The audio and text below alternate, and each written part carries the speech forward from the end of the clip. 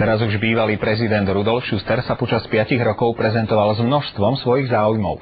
Koval rýle, fotil anakondu či písal knihy. Už sa takmer zdalo, že nás nemá s čím prekvapiť. Mýlili sme sa.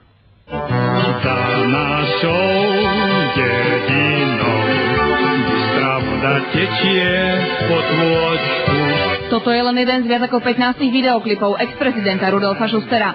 Videokazetu so všetkými klipmi, ktoré sú nazvané Slovak Evergreens, dostávali do daru aj rôzni veľvyslanci. Prezidentská kancelária však o tom zdá sa nevedela. Keďže nie som veľvyslanec, neviem o tom nič.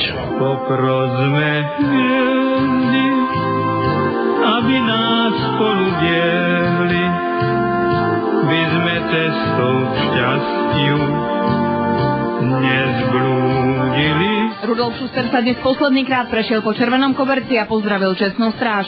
Zdá sa, že už pred rokmi, kedy videoklipy vznikli, tento okamih predvídal. Nečakaj ma už nikdy, moje dievčatko zaľúbené, aj keď sme si tak zvykli, možno zabudneme.